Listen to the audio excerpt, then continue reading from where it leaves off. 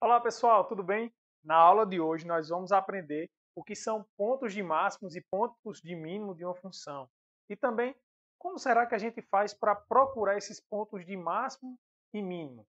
Se você quer aprender tudo em detalhes, fica comigo até o final dessa aula. Roda a vinheta. I never made it, but I know what it takes. I'm motivated by a mix of emotion. Got my statement. Eu sou o professor Adriano Medeiros e você está no canal Bote Fé na Matemática. Pessoal, muito importante seu apoio. Então, se você puder deixar o like aí nesse vídeo, fico muito agradecido. Também se inscrever caso ainda não seja inscrito. Vai ajudar bastante aqui a fornecer material de qualidade para vocês. Tá bom? Então, conto com sua ajuda. Olha só. Então, vamos estudar esse tipo de conteúdo que é tão importante, né? Porque imagina que você está com uma função que descreve o lucro da sua empresa, né? Então, você quer saber sobre quais condições ou quando é que você vai ter um lucro máximo, né? Imagina que você também está estudando alguma coisa que, digamos, uma colônia, né, de bactérias e que você tem uma equação que descreve ali como é que ela vai se multiplicando. Então, e você sabe que a partir de um certo momento ela começa a decair. Então, qual ponto é esse, né? Então, nessas situações, você vai estar estudando aí pontos de máximo e pontos de mínimo. Então, por isso que esse conteúdo ele é muito importante, tá bom? Então, fica ligadinho, que é essencial você aprender isso. Olha só. Então, eu trouxe aqui para vocês o gráfico de uma função para a gente poder se apropriar da nomenclatura, tá certo? Então, olha só, se a gente observar aqui, ó, nossa função, ela assume um picozinho aqui, depois ela desce, assume um outro pico aqui embaixo, sobe um novo pico aqui em cima, pico aqui embaixo, depois sobe. Né? Aqui eu estou com a função definida de de AB na reta, tá certo? Então, o que é que a gente observa com relação a esse ponto aqui, ó, em x1? Quer dizer, ó, que nesse ponto, ó, a imagem dele é maior do que todos os elementos que eu considerar aqui pertinho dele. Então, para qualquer ponto que eu pegar aqui pertinho dele, a imagem vai estar abaixo, tá certo? Então, quando isso acontece, a gente diz que esse ponto x1 aqui é um ponto de máximo local de f, ou um extremo local também, tá certo? Então, nesse caso aqui, ó, um máximo local, quando é que isso aqui acontece? É quando existe uma vizinhança, ó, do ponto, tá certo? Tal que todos os pontos aqui, a imagem está abaixo do f de x1, tá certo? Então, x1 é máximo local se f de x1 é maior ou igual do que f de x para todo x pertencente a uma vizinhança do x1, que eu vou representar assim, ó. x1 menos delta, x1 mais delta, tá?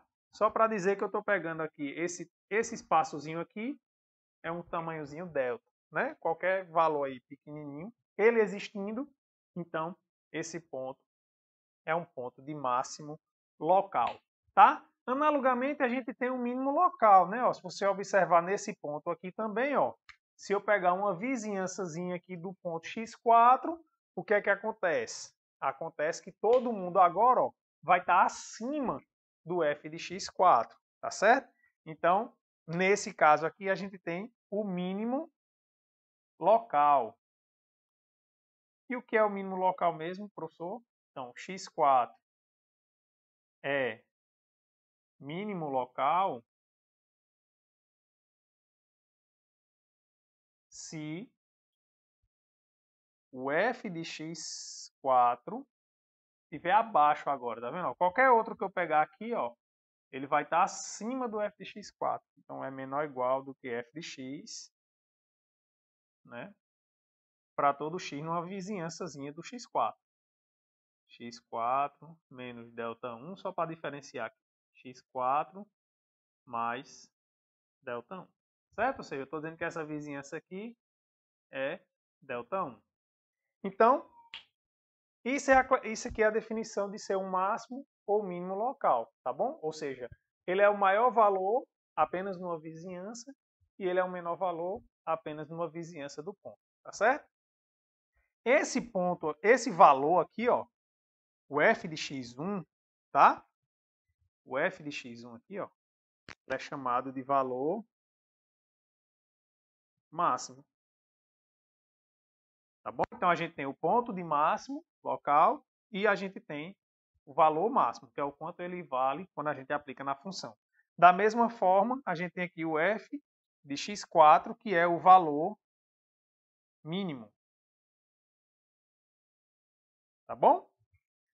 Pronto. Professor, e esses outros pontos aqui? O x2 e o x3. Bem, o x2 a gente já está vendo que é um ponto de mínimo. Só que você observa que ele é o menor valor de qualquer outro ponto do domínio da função. Então, quando isso aqui acontecer, a gente diz que esse ponto aqui, o x2, é um ponto de mínimo global, tá certo? Então, ele é um mínimo global. E o x3 aqui é um máximo global. Então, o que é que muda aqui na definição? O que muda é que agora a gente tem o seguinte, ó. A gente tem que f de x3, ele é maior ou igual do que o f de x para todo x pertencente ao domínio da nossa função f. Que nesse caso aqui seria o intervalo AB, né? Nesse exemplo que eu coloquei. Então, esse ponto aqui ele é chamado de máximo global. Tá? Já esse outro pontozinho aqui, observe que ele está abaixo de todo mundo, ou seja, o f de x2 é menor ou igual do que f de x para todo x pertencente ao domínio de f. Então, nesse caso aqui, ele é chamado de mínimo global. Certo? Então, essas são as definições que a gente vai necessitar nesse momento. Máximo e mínimo locais e máximos e mínimos globais. Tá bom? E um detalhe que você pode ter mais de um máximo local, mais de um mínimo local e também mais de um máximo global e mais de um mínimo global. Certo? Então, olha só. Vamos ver aqui um exemplo simples que a gente conhece. A função f de x igual a x ao quadrado, né? Que é uma parábola da reta na reta. Bem, o gráfico dessa função é conhecido de todos nós. Então, a gente desenha aqui. Bem, a gente está vendo que o vértice da parábola é justamente em x igual a zero, que é onde ela assume o valor mínimo dela em toda a região. Então, a gente tem que, nesse caso, que x igual a zero é um ponto de mínimo global de f. E qual é seu valor mínimo? Com valor mínimo. Aí lembra, para saber o valor mínimo, o que é que a gente faz? A gente calcula f no ponto de mínimo. Só que f de zero é zero ao quadrado, que também é zero. Então, nesse caso até, o valor coincidiu, né? Que o zero, aqui, valor mínimo, é igual, né, ao ponto de mínimo. Mas só voltando aqui que eu não coloquei, nesse caso aqui, ó, a gente tem que o f de x3 é o valor máximo, né, que a função atinge, e aqui é o mínimo, o f de x2 é o mínimo, né, global, valor mínimo. Também a gente pode ver aí máximo absoluto ou mínimo absoluto, tá certo? Essa notação também é utilizada por alguns autores. Então você pode se deparar aí. Então, observe que a gente tem no gráfico da função, né, fica simples a gente identificar quem são os pontos de máximo e quem são os pontos de mínimo. Mas, bem, venhamos e convenhamos que nem sempre, né, a gente vai ter essa molezinha, que a gente vai ter o gráfico, que a gente vai conseguir visualizar com facilidade, né, quem são os pontos de máximo e mínimo da nossa função. Claro que hoje em dia a gente pode utilizar a tecnologia para nos ajudar nesse sentido. Mas como é que será que a gente pode, né, investigar quem seriam os candidatos a serem esses pontos de máximo e mínimo da nossa função, né? Então fica ligadinho que a gente vai fazer agora logo em seguida. Então, pessoal, o resultado que vai nos ajudar, né, a encontrar os extremos de uma função, ou seja, os máximos e mínimos locais e eventualmente globais, é o seguinte. A gente tem uma função aqui de um intervalo da reta na reta, né, que seja diferenciável aqui nesse i. Tá? Se x0 pertence a i for um extremo local de f, então a derivada nesse ponto ela é igual a zero. Certo? Então, quando eu falo aqui extremo local, é máximo local ou mínimo local. Aí você pode estar dizendo, professor, e os máximos e mínimos globais? É só a gente dar uma olhada com mais atenção na definição e a gente vai perceber que todo máximo global, ele também é um máximo local. E que todo mínimo global também é um mínimo local. Então aqui a gente está, né, inserindo aí todos os casos, né, os máximos e mínimos globais também, tá certo? Então beleza, vamos fazer uma ideia aqui de como a gente consegue justificar isso, né, que nesses pontos de máximo ou mínimos locais, né, a derivada vale zero. Bem, a ideia é bem simples, né, e a gente consegue visualizar também geometricamente. Olha só, o que é que acontece, e aí aqui eu peguei, estou supondo, tá, que x0 é um ponto de máximo local, tá certo? Eu poderia fazer o mesmo argumento no caso em que ele é mínimo global, vai funcionar do mesmo jeito, tá certo? Então vou colocar essa suposição aqui, ó. Suponha que x0 é um ponto de máximo local, tá? Ah, professor, por que você não está, se você estiver fazendo isso, você não está restringindo não sua demonstração? Não, não estou. Por quê? Porque um extremo local, como eu falei, ou ele é um máximo local, ou ele é um mínimo local. Então eu teria que analisar duas situações, né? Ou quando ele é um ponto de máximo, ou quando ele é um ponto de mínimo. Mas vocês vão ver aqui no argumento que eu vou considerar para máximo local, mas se fosse o mínimo local, a gente faria de modo análogo. O que eu quero que vocês observem aqui comigo é o seguinte. O que é que acontece, né, ó, quando eu tenho um máximo local? Quer dizer que né, ligeiramente antes desse ponto de máximo local, aqui pertinho, a função ela vai estar com valores o quê? Abaixo desse valor do máximo. Concordam comigo? Então, quer dizer o seguinte, que f de x0 mais h, isso aqui é menor ou igual do que o f de x0 se esse h for um número negativo. Tá certo? Ou seja, eu estou olhando os números que estão antes do x0. Né? Essa é a definição que a gente viu. Né? Ó, qualquer ponto que tiver numa vizinhança, imagina que esse h está dentro dessa vizinhança para ele ser máximo local. Então, para hzinho perto de zero, né, só que negativo, eu estou olhando em pontos à esquerda. Então, é menor ou igual do que f de x0. Tá certo? Agora, quando a gente pegar um t positivo, por exemplo, olha aqui, f de x0 mais t, ou seja, eu estou olhando agora nesses pontos aqui, ó, x0 mais t, só que também pertinho.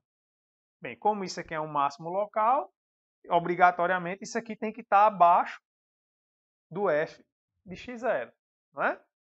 Então, eu também tenho a mesma coisa, né? Eu tenho que f de x0 mais t é menor ou igual do que f de x0. Bem, então, vocês conseguem ver aqui, né? Eu tenho essas duas situações, né? Quando eu estou chegando aqui perto do x0, né? Minha função está crescendo, então o f de x0 é maior ou igual do que o f de x0 mais h. E depois que eu passei o f de x0, obrigatoriamente, também tem que estar abaixo, justamente porque ele é um máximo local, né? Lembrando, isso só vale para h e t números perto de zero, tá bom? Por que eu estou fazendo isso? Porque agora nós vamos olhar para a derivada. Olha só, quem é a derivada em x0? Aí eu olho as derivadas laterais, mas como a derivada existe, né, elas coincidem. Então, eu posso olhar ela como sendo isso. Ó, limite quando H tende a zero, com valores negativos, ó, pela esquerda. F de x0 mais H, menos F de x0 sobre H. Tá certo? Só que a gente tem, ó, que F de x0 é maior ou igual a F de x0 mais H. Certo? Ó, esse cara aqui é maior. Então, quer dizer que o numerador, o nosso numerador aqui, ele vai ter um sinal o quê? Menor que zero. Só que eu não estou me aproximando de zero com valores menores do que zero, então esse H aqui também ele é menor que zero. Olha, uma coisa menor que zero com uma coisa menor que zero. Então, obrigatoriamente, eu vou até colocar assim, né? Menor ou igual. Obrigatoriamente, isso aqui é maior ou igual a zero, né? Porque menos por menos dá mais, tá bom? Então, por outro lado, eu posso olhar a derivada de f' de x0 como sendo o outro limite lateral. Limite quando t tende a zero, agora com valores maiores do que zero, né? F de x0 mais t menos f de x0 sobre t. Tá certo? Então, olha só, o numerador continua sendo menor ou igual a zero, né? Ó, porque f de x0 é um máximo local, então ele é maior ou igual. Né? Então, observe que aqui o numerador ele continua sendo menor ou igual a zero. Só que agora eu estou me aproximando com valores de t positivo. Então, isso aqui é maior que zero. Como eu tenho um quociente, né? Uma coisa menor ou igual a zero com uma coisa maior ou igual a zero, isso aqui vai dar menor ou igual a zero. Né? Só que esses dois números são iguais. Né? Assim, para ser mais preciso, né? Se a gente quiser ser mais preciso aqui na nossa notação, isso aqui seria a derivada pela esquerda, e isso aqui seria a derivada pela direita. Só que como o limite existe, né, porque a derivada existe no ponto, esses dois valores aqui eles são iguais. E aí olha só o que foi que a gente obteve aqui. A gente obteve, por um lado, que isso é maior ou igual a zero, e a gente obteve que isso aqui é menor ou igual a zero. Ou seja, f' de x0 é menor ou igual a zero e é maior ou igual a zero ao mesmo tempo. Qual é a única possibilidade? É se f' de x0 for exatamente zero. Tá bom? Pronto. Então, provamos aqui o nosso resultado, né, no caso em que eu tenho um máximo local. E aí eu vou deixar como exercício para vocês mostrarem quando é que blá, blá, blá. Mostrar que se eu tenho um mínimo global, repetir esse mesmo argumento agora para mínimo global. Tá certo? Bem, beleza, professor. Então você mostrou aqui que se é um extremo local, a derivada é zero. Então é só eu procurar os caras em que a derivada é zero. Aí não. Mas antes disso, eu vou dizer o seguinte, ó, esse númerozinho aqui, esse ponto que anula a derivada, ele é especial e ele recebe um nome, ele é chamado de ponto crítico, tá certo? Então, x0 pertencente ao domínio de f é um ponto crítico ou ponto estacionário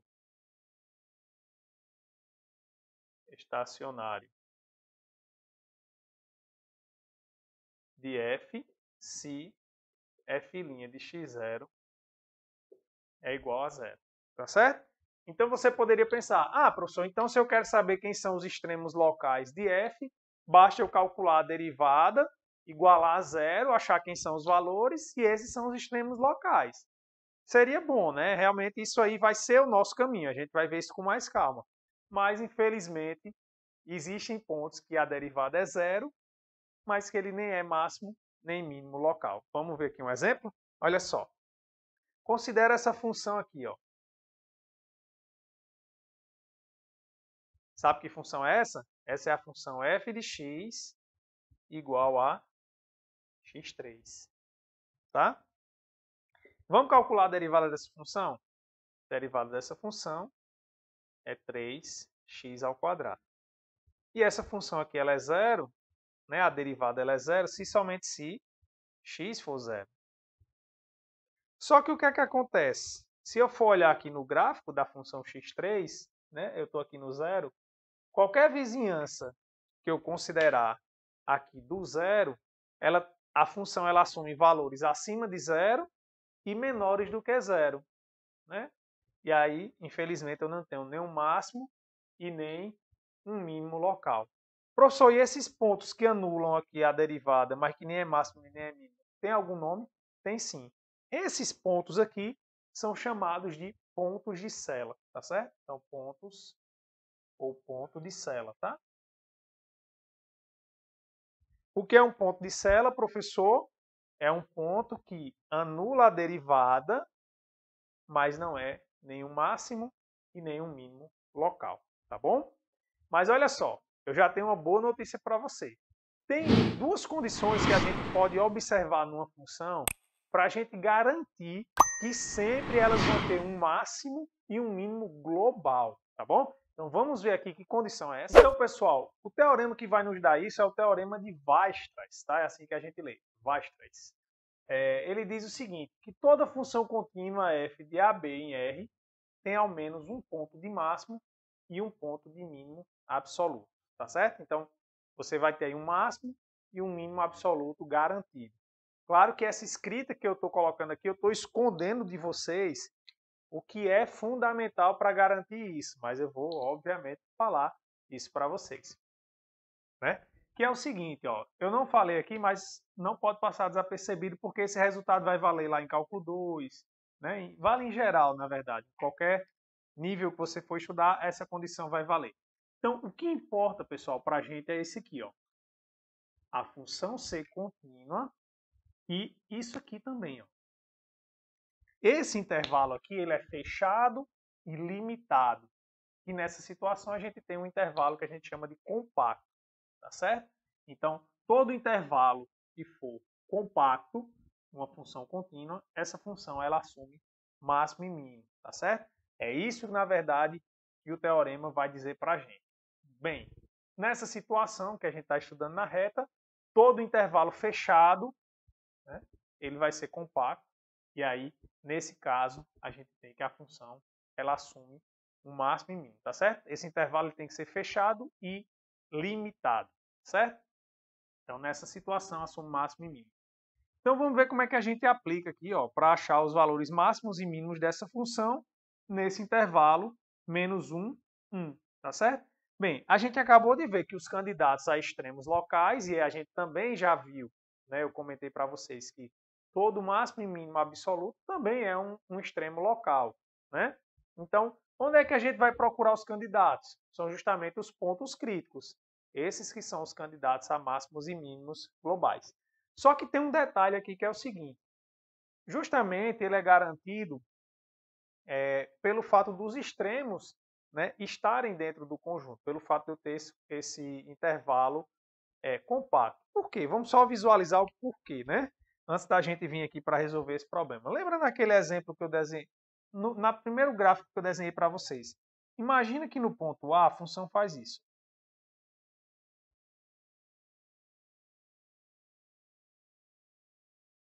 Aqui é no A e aqui é no B. Olha só. Concordam comigo que o valor máximo que a função está assumindo é aqui no B, que é no extremo, e o valor mínimo, nesse caso aqui, está sendo dentro do intervalo. Então, isso pode acontecer quando eu tenho um intervalo fechado, né? O máximo e o mínimo ele pode acontecer justamente nos extremos ou, né, dentro aqui do seu interior, tá bom? Se for dentro do interior, vai ser um extremo local. São justamente os pontos críticos. Mas também pode acontecer de ser aqui nos extremos do intervalo. Então, é aí que a gente vai buscar esse máximo e mínimo para essa função aqui. Então, o primeiro passo é justamente a gente calcular a derivada e igualar depois a zero, né? Para a gente achar os pontos críticos. Então, derivando x4, o 4 desce, né? Aí vai ficar 4 dividido por 4 é 1. Então, isso aqui fica x3 menos 3x2 mais 2x. Bem, então a gente quer encontrar os pontos críticos, ou seja, eu vou olhar isso aqui igual a zero. Então, eu tenho uma equação aqui do terceiro grau, mas observe que tem x em todos os termos. Então, eu posso colocar aqui x em evidência e vai ficar, né? x3 dividido por x, x ao quadrado, menos por mais é menos, 3x ao quadrado dividido por x dá 3x, 2x dividido por x dá 2. Então, isso aqui é igual a zero se somente se o quê? X é igual a zero, ou essa equação aqui é igual a zero, né? X é igual a zero, ou x ao quadrado menos 3x mais 2 é igual a zero. Bem, eu tenho a equação de segundo grau, você pode resolver usando Bhaskara, usando fatoração, né? Do jeito que você se sentir mais confortável. Eu vou fazer aqui uma fatoração, né? Que de certa forma é soma e produto, né? Foi assim que eu fiz com vocês. Então eu coloco x aqui, né? Olho o sinal do termo independente, ele é positivo, isso me diz que os sinais que vão aparecer aqui são iguais. Como o termo independente é negativo, aqui vai ficar negativo. Né? A gente já tem um vídeo sobre isso no nosso canal. Vou deixar aí na descrição para você ver como é que acha isso aqui facilmente. Pronto, agora é só achar quais são dois números que multiplicados vai dar 2, né? E que somados dá 3. É o 1 e o 2. Né? Então, pronto. Então, isso aqui se é igual a zero, se somente se x igual a 1 ou x igual a 2. Então, encontramos aqui todas as raízes, né? X igual a 0, x igual a 1 e x igual a 2. Ou seja, esses são os nossos pontos críticos, né? Esses são os pontos críticos da função f.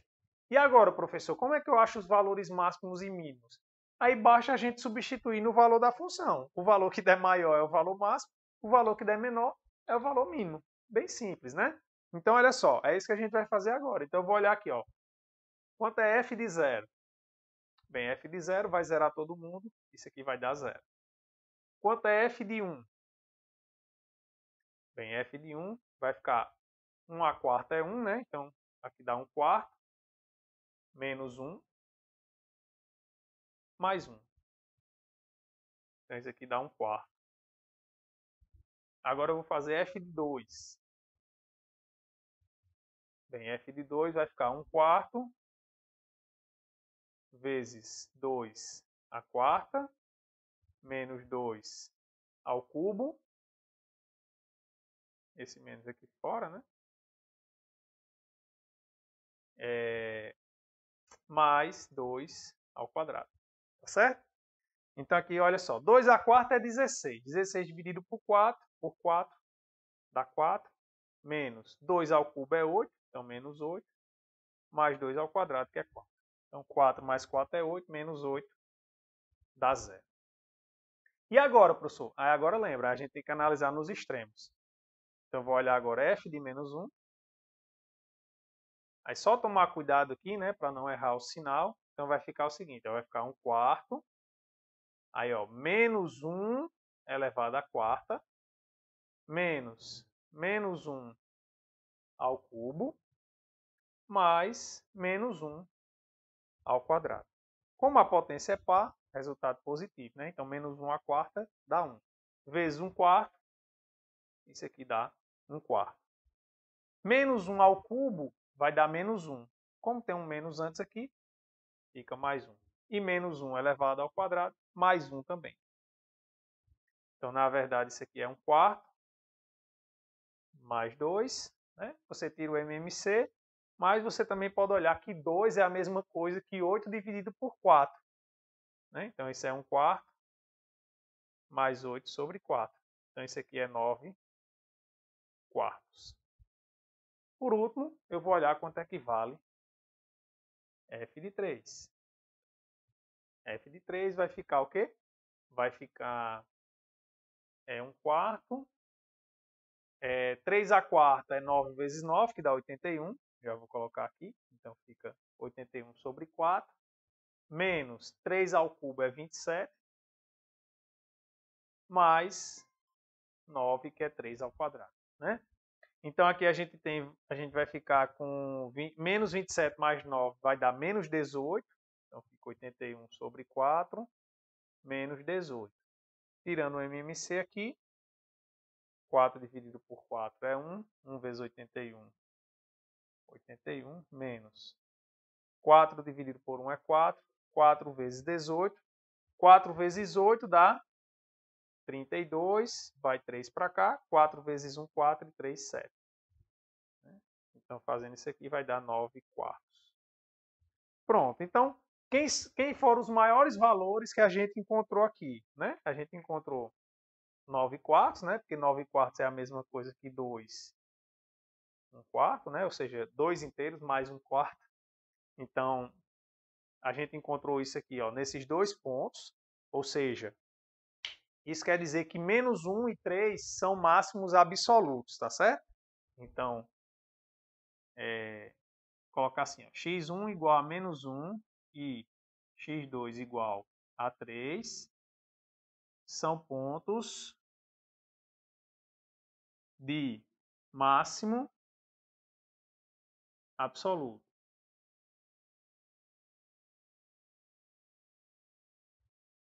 Com valor máximo 9 quartos. Tá certo? E quem foi o menor valor aí que a gente encontrou? Bem, o menor valor foi 0, né? Que aconteceu no 2 e no 0. Então, nesse caso, a gente teve dois mínimos globais, né? Então, x3 igual a 0 e x4 igual a 2 são pontos de mínimo globais com o valor mínimo